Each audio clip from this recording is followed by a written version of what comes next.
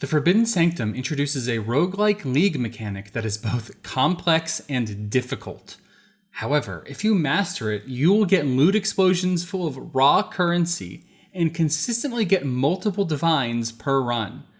And with the content update coming this week, the rewards you can get from Sanctums are going to be turned up to a whole nother level. Many people, though, have been struggling to clear their Sanctums, and I'm looking to help you fix that. It is possible to consistently win every single Sanctum run that you do, and in this video I'll be covering everything you need to know to be able to do that yourself. I have won every single Sanctum run since implementing these strategies, and with some practice, you will too. I'll be covering a wide variety of topics in this video. The strategy itself, afflictions to avoid, how to choose what to buy at the merchant, deciding what packs to take, how to set up your relic loadout, tips and tricks, build considerations, rewards, the secret final boss, and even a few notes on the upcoming challenge runs releasing in a content patch this week. Whew. Before we get into it, however, I've put a lot of effort into this video, and if you find it helpful at all, go ahead and subscribe. It really helps out. And if you know someone who's struggling in the Sanctum, send this video their way so we can all get the most out of the league mechanic. The first topic that I want to cover is resolve and inspiration, and something that might be a little bit counterintuitive. When you first take a look at the Forbidden Sanctum and the effects going on, you'll notice that effects that give inspiration give you much more inspiration than effects that give you resolve. This might lead you to think that resolve is better than inspiration because you get less of it for comparable effects. However, this is not true. Inspiration is far, far, far better than resolve. And there's a couple reasons for this. The first reason is that whenever you get a pact, very often you're going to choose to sacrifice your max resolve, because this is by far the easiest price to pay. The other factor going into this is that relics offer powerful, repeated inspiration gain effects. What ends up happening is that when you get inspiration from one of these relic effects or from some other effect, it absolutely destroys the value of resolve recovery. Because any damage that you take will be going to your inspiration instead of your resolve, and therefore you often won't have any resolve to recover. As a result of this, it becomes a lot better to just go all in on inspiration and just sacrifice as much maximum resolve as you can. As a result, effects that recover resolve are pretty much worthless. This includes fountains, relic modifiers, and that resolve recovery you can purchase from the merchant. Simply do not bother. I know this might seem a little bit weird if you haven't spent a ton of time in the Sanctum so far, but trust me, inspiration is where you want to be. We're going to continue to touch on this topic throughout this video, so it was very important that I get this out of the way first. The next thing that I want to cover is the very best rooms that you can find in the Sanctum. There's 4 of these that you want to be on the lookout for at all times. The Benevolent Fountain, the Radiant Fountain, the Accursed Pact, and the Merchant. These 4 rooms are going to be responsible for giving you the powerful boons and effects that you are going to want in order to quickly and easily clear the Sanctum. The Benevolent and Radiant Fountain both cost 150 Aureus coins, and both of them will grant you a random boon, with the Radiant Fountain also removing a random affliction and granting 200 inspiration. You're going to want to hunt these out whenever you don't have a pact or merchant available to you. The Merchant is by far the most powerful room, and you are going to want to plan your runs and your routes around it. Being able to choose the best or all of a selection of boons is crucial to having successful runs. We'll talk about this more later, but there are some really fantastic run-winning options you can get here. The Pact is another source of getting these same boons, but at a cost.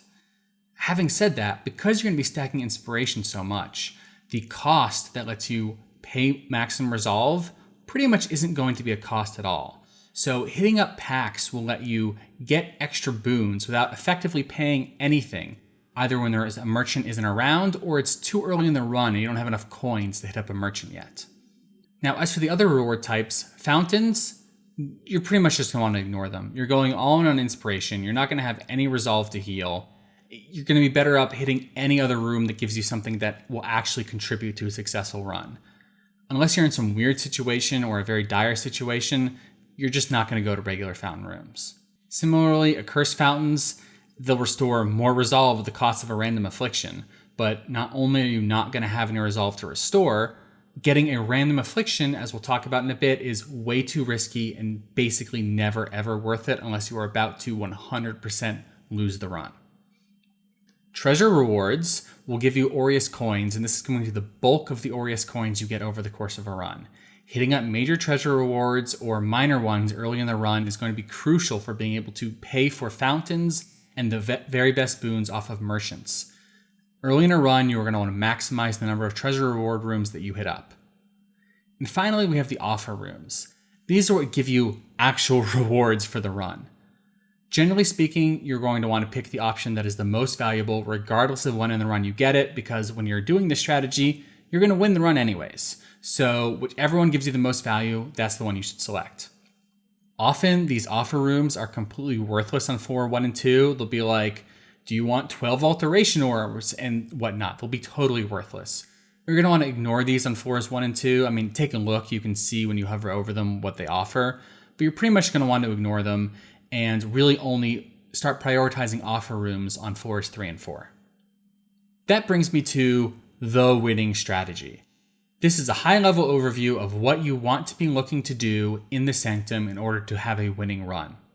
First things first, on 4-1, you want to be prioritizing Aureus coins. Hit up those treasure rooms, get coins. You don't want to start actually getting merchants though until late 4-1 at the earliest, because you simply will not have enough coins to buy enough good things for it really to pay off. You want to get as many benevolent and radiant fountains as you can. Yes, a lot of these boons are going to be worthless for you because you are enacting a strategy where resolve and resolve restoring effects don't do anything for you. However, a lot of these effects are going to be incredibly powerful. You can get things that just give you flat inspiration, one that restores inspiration every floor, one that causes you to ignore the first hit you get in every room. There are so many of these boons that are incredibly valuable, so getting as many boons as you can is key.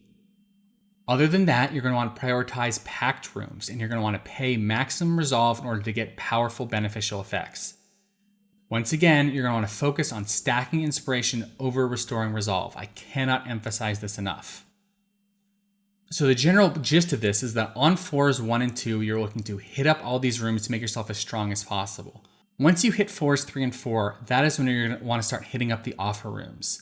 This is when they can start having things like divines and large amounts of chaos orbs and other valuable currency. So this is the payoff for your run. If you're not hitting the offer rooms on 4s 3 and 4, you're going to get almost nothing for your successful run. So it's like, what's even the point of having this successful run in the first place? Because you're going to be prioritizing offers on 4s 3 and 4, you want to be as powerful as possible by the end of 4-2. Because once you hit 4-3, you're going to start prioritizing actual rewards over effects that make you more powerful in this run. Something that's very important to make sure that you are doing these things is to always look ahead. Plan your moves as far out as you can. Normally this will be 2 rooms ahead, however, boons and relics that you have might give you other options for looking ahead. Something you might not have thought of is that past the point where you can see what is in the rooms, you can see the room connections. And you need to consider how many connections future rooms have. If you're putting yourself in a situation where you're only going to have one room to choose from and you don't know what that room is yet, that could be really bad. Not only because you are missing out on the choice of potentially valuable rooms, but also that room could have a very negative affliction you want to avoid that you would then be forced to take. And now for the single most important thing. This is the thing that will turn your runs around. You need to avoid run-ending afflictions at all costs. Prioritize avoiding the ones that are going to void your run pretty much regardless of anything else. Unless that room has an offer with a divine orb in it, do not do it. This includes avoiding effects that give you a random affliction, as each time you do that, you have some percentage chance of getting an affliction that will effectively immediately end your run. It's simply not worth the risk. You can reach a point where you are consistently winning every single run without whatever the upside for getting that random affliction was, so why would you take that needless risk? So that leads to the next topic of what are these run-ending afflictions that you need to avoid? So now I'm going to go over every single affliction and how I view them, whether they are run-ending, dangerous, manageable, or basically a complete freebie. These are the minor afflictions that I consider to be run ending. The first one is Fiendish Wings. Having monsters move and attack faster is just brutal. The Sanctum is all about dodging at enemies and not getting hit, and this will just make it so much harder to do. Not only that, but the traps actually count as monsters, so this will speed up the traps as well and make them a lot harder to dodge. This one is just deadly. You really, really want to avoid this one. Not only is it bad for the actual run, but if you reach the secret final boss, this will affect the secret final boss, and as we'll get into when we talk about that, you really, really, really don't want her to have this. The next one is the one that causes you to lose resolve when you use a flask. This is brutal. This will destroy all of your resolve. You probably have your flask set up to be automated anyways, so you'd have to remove your flask when you got this. You're going to want your movement speed flask in order to dodge things. You're going to want your damage utility flask in order to burn down some of these bosses. You just really don't want this effect. And then, as I mentioned before, you don't want to be getting random afflictions because you can get one that ends your run. Therefore, the affliction that gives you random afflictions is itself a run-ending affliction. Avoid it. And then we get to the first of the really, really, really bad ones. Deceptive Mirror. You are not always taken to the room you select. At first glance, this might seem not so bad. If you're prepared to handle everything the Sanctum throws at you, what's so bad about going to random rooms? Well, it is impossible to enact any kind of strategy if you simply have no control over the rooms you go to. You can get saddled with all kinds of run-ending afflictions. And even if you are capable of handling all of the afflictions and all of the bad things and the complete lack of control you get, this is still run-ending because you will be unable to get the Divine Orbs on offer on floor 4 because you will be unable to select the rooms that have the Divine Orbs in them. So even if you can succeed, despite not being able to control where you're going, you will get effectively no reward for succeeding.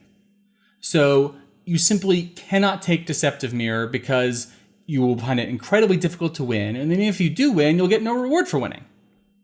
Similarly, Purple Smoke, along the same lines as random afflictions being bad, you need to know what you're getting into. You can't get a run-ending affliction, so once again, anything that could give you a run-ending affliction is itself a run-ending affliction.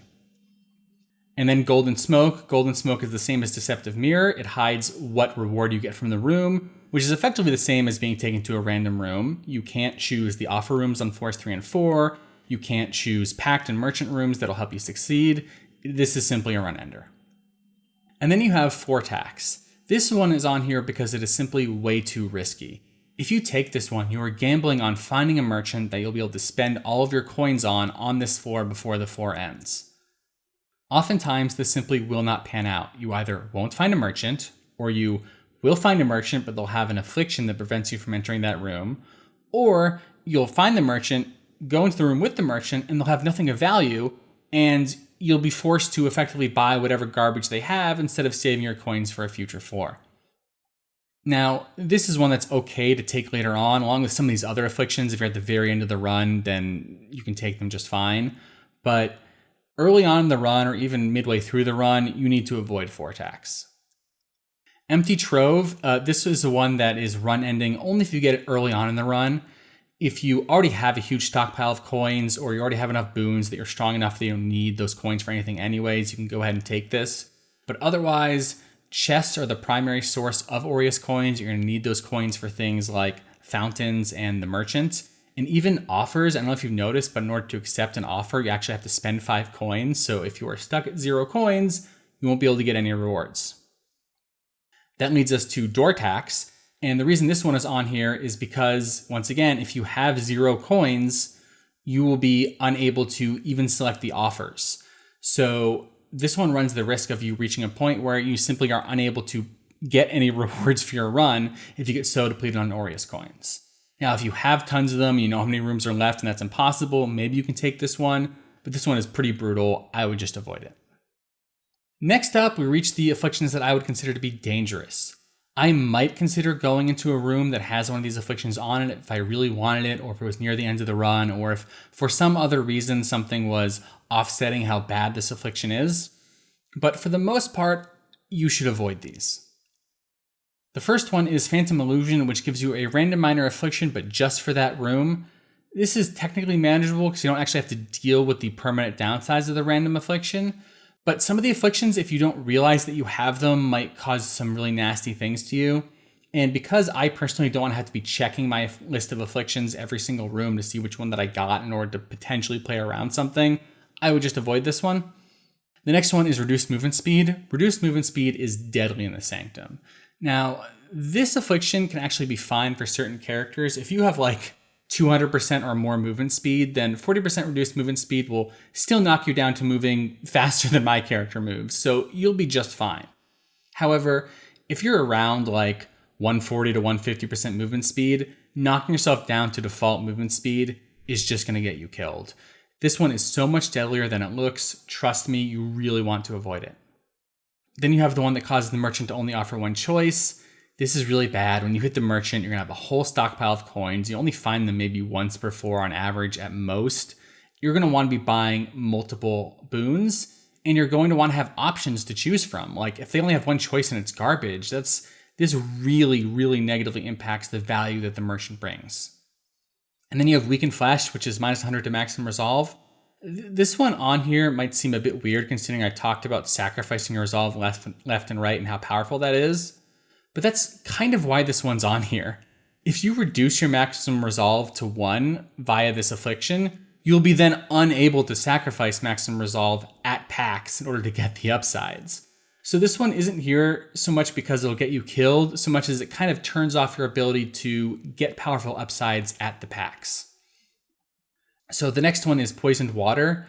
This one you might think at first, well, what's bad about this? You said we're not going to use fountains, they're worthless. And that's true, but this is all fountains, not just the garden variety fountains, but also the radiant and benevolent ones as well. So if this is late in a run, you can go for this and just not hit up any fountains anymore. And it's worth noting that you can run past fountains even if you select that reward room in order to avoid the random minor affliction. So this one is effectively saying is that you can't get radiant or benevolent fountains for the rest of the run, which is a bit of a loss, but if you hit up the Pacts and merchants, you can work around this one. And then Spiked Exit, lose 5% of current resolve on room completion. Once again, this one is very situational. This is going to depend whether or not you're at the point where you have a huge stockpile of inspiration or not. Early on in a run, this one's dangerous. Late on in the run, this one's practically a freebie. If your maximum resolve is like 30 resolve anyways, you're not going to care about losing 5%. All you care about is your inspiration at that point. So this one is situational. You just kind of keep an eye out for where you're at. 50% increased merchant prices. This one is scary because it'll just mean you get less things off the merchant, but you can still pretty much always get whatever the best thing at the merchant is. Now, generally you want to buy everything, as I'll talk about in a little bit, so this is kind of bad, but I would try to avoid it, especially early on in a run. But late on in a run, if you've already bought a ton of things for the merchant, or maybe you just hit up a merchant and you're now broke, you can just grab something like this and just go, okay, I'm just not going to go to the merchant anymore. Black Smoke, like I said, looking ahead, planning things out, hitting up the rooms you want to hit up, making sure you're hitting those merchants, those packs, getting those offers. These are all crucial. And being able to plan ahead one less room can be backbreaking. It'll make it so that you can't see the offers that have the Divine Orbs on floor 4. That alone is kind of a reason to avoid this one. So I would recommend avoiding Black Smoke, but if you have to take it, you can handle it. And then Split Purse. So this one can be really bad like the other ones that cause you to lose coins, but the benefit to this one is that you're trying to avoid getting hit anyways. And you're probably not going to get hit that many times on a given room. Plus, the way the timing of this works out is that you can succeed the room even if you got hit a couple times, and then loot a chest, then loot some coins off some monsters. So you can always make sure you still have the 5 coins that you need in order to get an offer. So that makes this one a bit less scary, but still, you really don't want to accidentally have a bad room right before a merchant and just have all your coins disappear. So I would try to avoid this one. And then finally, traps are faster. This one can be very scary because these traps will hit very hard as far as losing resolve, and they cover huge amounts of the room. And some of the rooms that focus on traps are some of the hardest rooms in the Sanctum to begin with.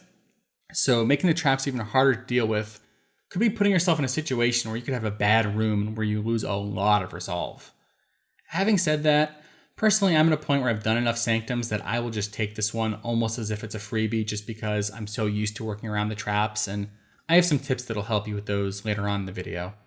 But one is very much personal preference. It depends on how good you are at dealing with the traps. As you get better and better, you can maybe pick this one a bit more aggressively, but early on, I'm going to recommend that you try to avoid it while you're still learning the Sanctum. Then we have the afflictions that are manageable. These are going to do something, they're going to have an effect on you, but you're just going to have to work around them, and they're really not that big of a deal. So chests and rooms explode, easy, just don't open chests. They're only a small portion of the coins you get in the first place. Gargoyles, these gargoyles will be everywhere. They will do a leap slam attack that you can't have hit you, but they have very little health compared to the guards. If your build is even remotely decent, they will die before they do anything. Resolve weakness on hit, just don't get hit, problem solved. Binding chains on hit, same thing. You're not going to get hit very often anyways, which makes these very weak. Merchant offers 50% fewer choices. This is kind of bad, but it's not as bad as them offering only one choice. You kind of want to avoid this, but if you have to take it, you have to take it. Tight choker, you have maximum 5 boons. This kind of puts a damper on the strategy. You pretty much just have to avoid the boon rooms, just kind of make good with what you have for the rest of the run, but you can do that. 5 boons is enough to get you there. Roost effect of your relic. This is, a bit of a hit to your reduction as far as inspiration from relics go, which kind of sucks, but once again, you're still recovering something. You're not going to be taking that much damage anyways. In my mind, this just means instead of ending your run with 1,000 plus inspiration, you'll end with only 200 or 300 or something, which not a big deal. Hemorrhage, you cannot recover resolve. Easy peasy. You're not looking to recover resolve anyways. In fact, I probably should have put this one in the freebie category. Voodoo Doll, 100% more resolve lost, while resolve is below 50%. Your resolve is never going to be below 50% for the most part. This one can be scary early on because you're going to lower your max resolve so much and all the damage you take is going to be to your inspiration that this is going to do almost nothing for you. Once again, reduce resolve recovered. This only matters very early in the run. You're going to be focusing on inspiration anyways. Monsters impact 25% increased resolve. You're taking a bit more damage, but ultimately you're going to generate enough that this is not going to be scary, provided you're avoiding hits the way you should. 50% less Aureus coins found. You're going to want to avoid this early in a run, but even once you've done the first 4 and banked up a ton of coins, you can get this just fine. You'll have enough coins to get enough boons that you need to carry you through the rest of your run at that point. And then traps impacting double resolve. This is kind of scary, but once again, I mentioned this before, I've gotten pretty good at dodging the traps. And if you're dodging things, you're probably going to prioritize dodging the traps over an enemy attack anyways, because they do so much more by default. So given that if you have a choice between getting clipped by a monster and a trap, you're going to choose to get clipped by a monster, this probably isn't going to matter. And finally, we have the freebies. These ones do effectively nothing. You feel great about taking these. These are effectively an affliction with no downside, and in some cases, perhaps an upside. The first one is Rusted Mallet. Monsters always knock back. They have increased knockback distance. Who cares? You're rarely getting hit. This is going to do almost nothing. The knockback is very rarely going to hit you into another monster attack anyways. This is pretty much a free roll. Then you have Concealed Anomaly, grants release of volatile anomaly on death. This one's a freebie because, let's be honest, we're all used to on-death effects in Path of Exile. If I kill a monster, I'm not standing around letting some on-death effect kill me. I instinctively will move away from it. As a result, I'm already doing the thing I need to do to never get hit by a volatile anomaly, so this basically doesn't matter. Tattered Blindfold, 90% reduced mate radius? Hey, that's just a Chaos Inoculation build, right? I've played entire leagues with this mod effectively. Minimap being hidden, this will make it so it's harder to spot some of the shortcuts that I'm going to go into later, but ultimately, once you learn the layouts, you'll know where they are anyways, and you're not really going to need the minimap in order to find them. Red Smoke. So the other smoke effects I put in the run ending category, whereas this one I'm putting as a freebie. So room types are unknown in the Sanctum map. When they say room types, they're not talking about the rewards that you get. That was run ending. Room types are the name, which gives you the type of encounter you're going to face, whether it's a battle arena or a gauntlet or what have you. I'm going to talk about this a little bit more later, but room types basically don't matter. They're not something you should consider when deciding your route through the Sanctum, so having them be unknown basically doesn't matter anyways. Personally, I don't even look at them regardless, so this does effectively nothing for me. Monsters have 30% increased maximum life. Monsters die a bit slower. This doesn't matter. You're going to be gearing up your character over the course of the league anyways. You're going to be doing like 10 times more damage 2 weeks from now than you did today. What is 30% more life? It's effectively doing nothing. It's not impacting any of the Sanctum-specific mechanics in any meaningful way. You're going to reach a point very quickly where you're deleting every monster instantly anyways, so this does effectively nothing. Once again, you and your minions deal 25% less damage. It's the same sort of thing. This is not really going to slow you down significantly. You're still going to be deleting monsters left and right. You're still going to be getting ridiculously powerful in the coming weeks. This is a freebie. And then finally, monsters deal 25% more damage. What do you care about damage? This is actual Path of Exile damage. Monsters in the Sanctum do basically no damage, with one exception I'll talk about later. So taking more damage is going to do nothing. All you care about is resolve anyways. So this is the most freebie that freebies get. Now, there's also major afflictions. I'm really not going to go over these because you can only get these from Pacts, and you can read the effects at the time you're making the decision to decide whether or not they're worth it. For the most part, these are brutal and will end your run and are absolutely not worth it. The only one I'd consider here is, cannot recover resolve, and maybe you cannot gain Aureus coins. Other than that, I would avoid the rest. But for the most part, not really looking to get major afflictions from Pacts anyways. So then what are you looking to do when you get a Pact? You are looking to pick an option that lets you sacrifice maximum resolve in order to get a random boon or in order to get flat inspiration. There are a large number of boons that you can get that will effectively win your run on the spot, so every time you roll the dice, sacrifice some maximum resolve to get a random boon, you are putting yourself way, way, way ahead. Something to note, though, about sacrificing maximum resolve is that flat reductions to your maximum resolve, such as the minor affliction I mentioned earlier, cannot kill you. They can reduce you to a maximum resolve of at least 1. However, if you are already at 1 max resolve and then choose a percentage-based reduction to your max resolve from a pact, this will kill you. So once your maximum resolve is at 1, you can effectively no longer take pacts. This is very rare. It won't happen for the most part, but if you do end up getting that affliction at a bad time, it can put you at a point where you can no longer take pacts. The other source of powerful boons is the merchant. Now, you would think that what you're looking to do here is, just buy the good ones with the coins that you have, but if you enact this strategy, I will often find myself at a point where I have more than enough coins to buy every single item from every single merchant that I encounter.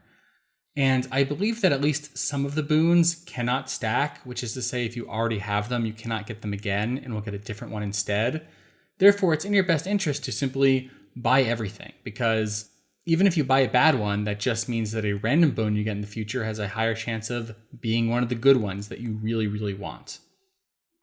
What you want to focus on, though, if you do have limited coins, is effects that give you inspiration. Once again, resolve recovery is effectively worthless, and it's also very overpriced relative to inspiration. So focus on effects that grant inspiration or debuff enemies and traps. The ones that make enemies and traps slower is very good. Some very powerful boons that might not look extremely powerful at first glance are the Silver Descry, which will allow you to ignore the first resolve loss from hits in each room. That is ridiculously good as far as surviving. If you get this, you've basically won the run. And another one that's really strong is the All-Seeing Eye. This will show you the entire Sanctum map, allowing you to plan out your entire run at the start of each floor.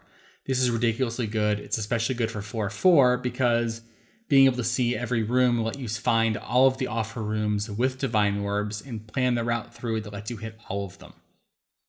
Also, we're going to talk a bit more about this later, but gain 100 inspiration when you gain an affliction is incredibly powerful. You're going to be naturally gaining afflictions through the course of your run. Sometimes you'll have no choice. Sometimes it'll be in a room you want. You're going to be getting them, and turning those downsides into effectively a huge upside in the form of inspiration is very, very, very strong.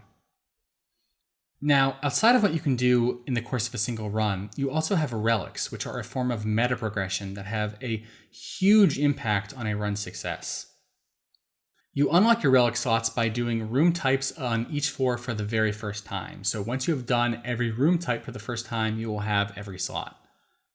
Now, the pool of affixes that a relic can have are determined by its size. There are the ones that take up 2 slots. These are the small relics. Ones that take up 3 slots. These are the medium relics. And ones that take up 4 slots.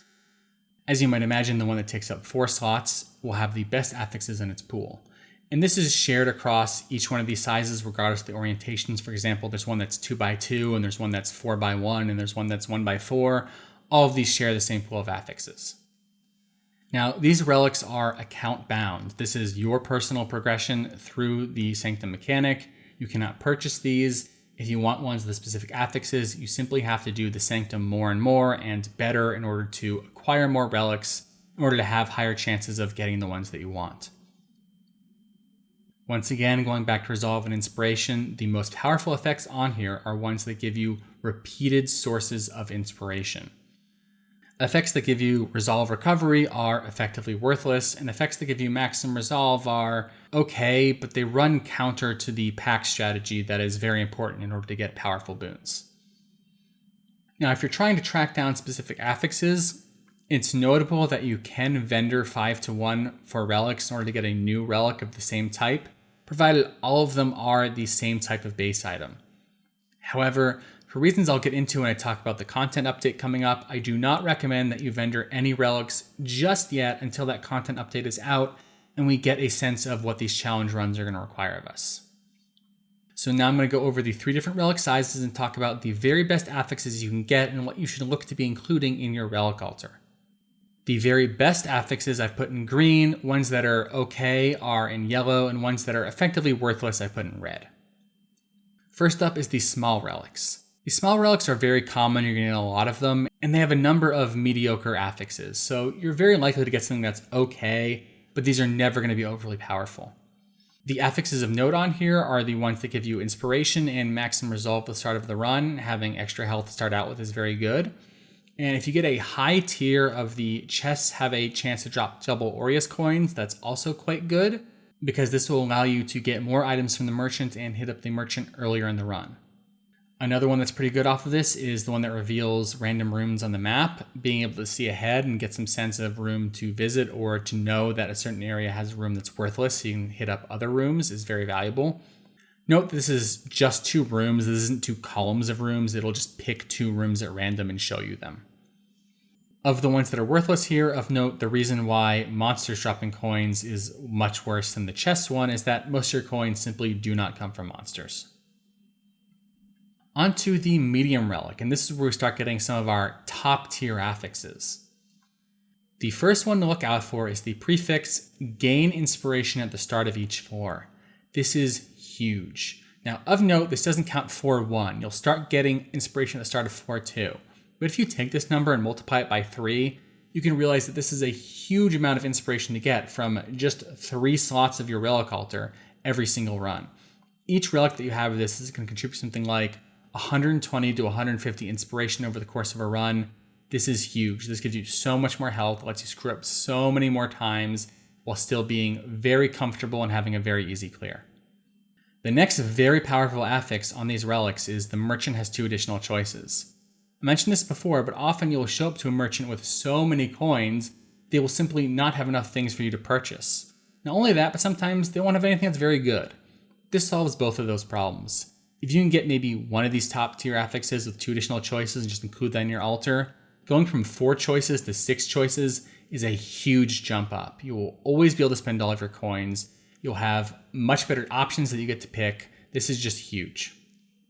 And then as far as ones that are mediocre, you can have reduced merchant prices. This lets you pick more, but if you don't have additional options to choose from, this doesn't do a lot. And guards impacting reduced resolve. Guards are going to be the number 1 source for most of your resolve loss in my experience, so losing a bit less, especially if you can stack it up, is pretty good. As for the rest of these here, as you can see, there's a lot of affixes that I consider worthless. Having enemies take increased damage is worthless. You're going to be doing plenty of damage on your own. You don't need relic slots in order to make your character's DPS higher. Increased resolve recovered, worthless. You're not going to be recovering resolve. Bosses impacting reduced resolve. Bosses' attacks are slow, and telegraphed. If you're dying to bosses, you have some skill issues that you need to work on, I'm sorry to say. And then these ones that give you Aureus coins or resolve when you use a fountain and whatnot, it's a very small amount of Aureus coins, and you don't care about covering resolve, and you don't want to be hitting up fountains anyways. And then for the large relics, This is where we get the very, very, very best affix that you can get. Gain 56 to 65 inspiration when you receive an affliction. This is huge. Compare this to the one that gave you inspiration at the start of the floor, and you can see that this is slightly lower values than that one, but you're going to be getting, on average, more than 3 afflictions over the course of a run. Meaning that this is at least as good as the one that gives you inspiration at the start of every floor, but optionally becomes a lot better, especially if you have several relics with this, as you can then choose to take afflictions that are freebies or would otherwise be mediocre in order to choose them into a huge source of inspiration for you. Imagine if you had 3 of these in your relic altar, and every single affliction that you got gave you an additional 150 inspiration. At that point, you wouldn't even need to go for boons, not really, just hit up afflictions that don't do much for you, and you'll end up stacking up hundreds of inspiration. The other prefix that's valuable on here is percentage increased maximum resolve. Now, this would seem not very good at the face of it, because like I said, you want to be sacrificing maximum resolve. But if you have enough of these, this can open up a very different strategy of doing the Sanctum. And this affix is actually going to be very crucial for the challenge runs coming this week, which I'll talk a bit more about in a little bit. As for the suffixes, you have one that gains maximum resolve when you kill a boss. This can be pretty good later in a run, where if you maybe stop hitting up the packs in the last 2 floor, you get an extra 100 health to help you go into the final boss. It's not nothing. And the generic one that causes monsters to impact reduce resolve is pretty good. I mean, this is just effectively a flat percentage more life, because taking less damage just causes you to have more effective life. Of note here, you might look at the one as the percentage chance to avoid gaining an affliction and wonder why that's worthless. Well, that's because you aren't going to be gaining any afflictions that you really need to avoid in the first place. If you're going to room with an affliction, it's because it's one you can handle. And given that there is the inspiration on affliction affix on this relic slot, actually not getting an affliction might become a downside if you actually have several sources of this. So, given that this does nothing in its best case situation and can actively work against you in a bad case situation, this is one that you kind of actively don't want. Finally, you have the different room types themselves. Now, if you didn't know this, you can look at the name of the room, and if you memorize and learn what they all are, you can actually know which type of room it is that you're going into. Whether it's a kill the guards room, a battle arena, a run to the exit, or a run to the exit trap gauntlet, or even a mini boss. They all have specific names that you can learn for each floor, and then if there's ones that are giving you trouble, you can avoid them. However, I'm not going to cover this in a lot of detail because, personally, I feel like this is not worth considering. When you are choosing what rooms to go to, there are much more important things, such as the afflictions on offer and the rewards on offer. I do not think it is worth your time to even bother considering the room types. And yes, I'm even including Infernum, which is the 3rd floor battle arena, which most people consider to be quite dangerous. I will do Infernum all day just fine. Maybe I'll take a hit or 2, but if you are following this strategy, you're going to gain so much inspiration that a hit or 2 in Infernum is not going to register at all. So, now that you have a general idea of the strategy, what relics are good and whatnot, let's talk a bit about rewards and when they become available. So if you are running the Sanctum in white maps, you can expect that from a fully successful run where you've picked all the most valuable rewards, you'll get about 30 plus chaos from your deferred offers at the end of the run. This is not very good as far as currency per time investment. However, this is good for practicing the Sanctum as well as farming relics to get yourself into a better situation to handle higher tier Sanctums. Once your character is strong enough and you can handle Sanctums in yellow maps, once the area level is, I think 75 plus, I could be a bit off on that, but I'm pretty sure that's the cutoff, you can start getting sanctified relics dropping in Sanctums. These are the ones that give you permanent buffs even outside the Sanctum. They're really kind of what you're going for here. They can drop off of bosses and also rarely from guards, just like regular relics can. So once you're strong enough to do this, this might be where you want to hang out. Once you have a very powerful character and you're capable of doing the Sanctum in tier 14 plus red maps, that's when you unlock all the best rewards. If you've done your Sanctum entirely in tier 14 plus red maps, you will unlock the optional secret boss at the end of the run, which has a guaranteed sanctified relic drop. Also, I cannot overstate how much better the rewards are from offers on floors 3 and 4 when you are in T14 plus maps. This is when you start getting multiple divines per run just from offers on floor 4. Of note as well is that with the content patch 3.20.1 next week, the secret boss will have a guaranteed drop of the unique relic that you need for challenge runs. So the rewards are really weighted that you kind of really only want to be doing this if you can handle the T14 plus map variant.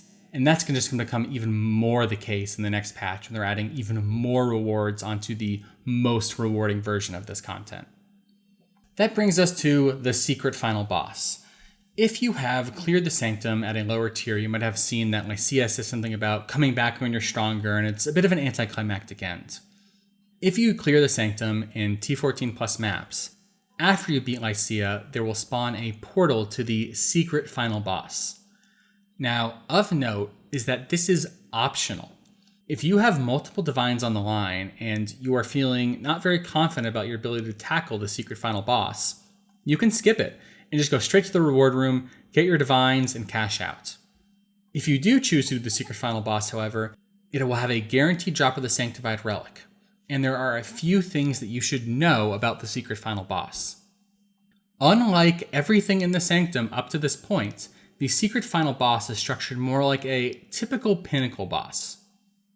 It will not deal resolve damage and will instead deal large amounts of regular Path of Exile damage, with its big avoidable attacks being one-shots for all but the tankiest of builds. Furthermore, the intermission phase of this boss is quite difficult and deals huge amounts of very difficult to avoid damage. For much of the rest of the Sanctum, playing a glass cannon character will make things much easier. But if you show up to the secret final boss with a glass cannon character, you might find yourself dying instantly to a single one of this boss's attacks. Having said that, the intermission is done a certain amount of time into the boss fight and not done in a specific health threshold. This means that if you have enough damage, you can just burst the boss down and completely skip this intermission phase. Personally, I beat this boss my first time blind. Its attacks are very slow, they're very easy to dodge. I recommend that if you don't have multiple divines on the line, you just give this boss a shot. I think this boss is very much doable by anyone who's running very much a generic all-rounder build. Only people who are running extreme glass cannon characters are going to suffer here. And like I mentioned during the reward section, the secret final boss is going to have a guaranteed drop of a unique challenge run relic with the patch next week. The secret final boss will also be the target of these challenge runs, so you should get used to fighting this boss now, because you're going to have to be doing it next week if you're on a challenge run in order to get the powerful new rewards on offer. So now I want to talk about some generic tips for succeeding in the Sanctum outside of the specific strategies I've gone over. The first one is that for the find the exit rooms, they all have shortcuts that you can reach with movement skills.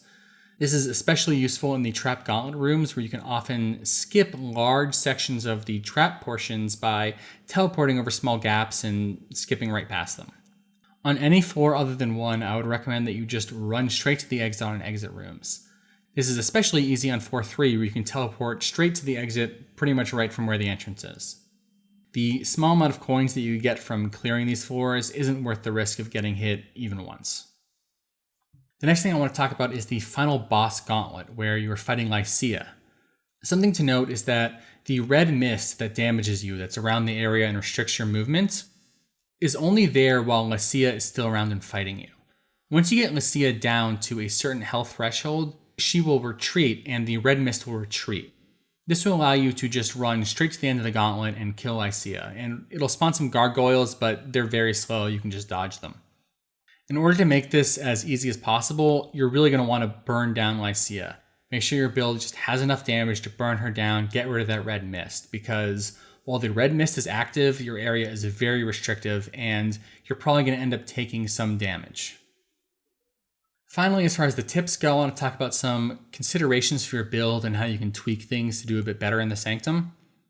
First of all, a teleport movement skill like Flame Dash is absolutely mandatory. If you have one of those flame traps spinning towards you and you're up against a wall, the only way to avoid taking damage is to blink through it. You need this. Not only that, but it will allow you to take the shortcuts in the trap gauntlet rooms, which will be extremely helpful. As far as the best strategy, it is overwhelming damage. This is the thing that you can do in your character in order to trivialize the Sanctum the most. The best way to avoid getting hit is to kill that enemy before they attack you. What this means as far as your build goes is that before you go into the Sanctum, you could consider swapping out some defensive auras for ones that give you just more damage. Similarly, you can consider swapping some of your gems in your main skill loadout in order to move more from clear speed to single target DPS. Most builds have options to do this. For example, I swap out melee splash for multi-strike on my Summon Raging Spirits build, but most builds will have options to do this. The Sanctum isn't like maps. There's not huge swaths of giant swarms of enemies. Any given room will have something like 10 to 12 guards and maybe some white monsters around. So single target damage, even for these rooms, is pretty much the way to go. And given that you get breaks before the boss rooms, you should at least be swapping to a more single target setup so you can burst down those bosses before they have much of an opportunity to get off very many attacks. Something else you can slot into your builds is chill and temporal chains. I talked about before in the boon and affliction section that enemies' action speed is very, very closely tied with how difficult you're going to find the Sanctum. And you don't need a boon to slow them. You can simply inflict a chill or use the Temporal or Chains curse to slow them down. This will make their attacks a lot slower, a lot easier to dodge, and give you more opportunity to kill them before they even get an attack off. Finally, something that I think a lot of people don't know about is that you can use minions and totems to block the rolling boulders and trap rooms, just like you can on the Searing Exarch boss fight. This might work with Frostwall 2, I haven't tested it, but being able to do this and just cheese the heck out of those rolling boulders makes the 4-3 and 4-4 trap rooms an absolute breeze. Finally, I want to talk a little bit about the challenge run update, which is coming next week. Now, this content isn't out yet. I'm basically basing all of this off of the teasers that GGG has provided. What GGG has said is that next week they're coming out with an update, which will add a form of challenge runs to the Sanctum. The way this is going to work is that whenever you beat the secret final boss, it will have a guaranteed drop of a unique relic, which will enable a challenge run. These unique relics aren't really like other relics. They're effectively consumables that you turn on by slotting into your relic altar, because these relics will be consumed at the end of that run, regardless of whether you win or lose. They've previewed a couple of these. I want to focus on just this one, the Gilded Chalice, for the purpose of this video. And the way these generally work is that they will make the run harder and then give you some extra reward for beating the secret boss at the end of the run. For example, this one that they previewed says that the Herald of the Scourge drops an additional invocation.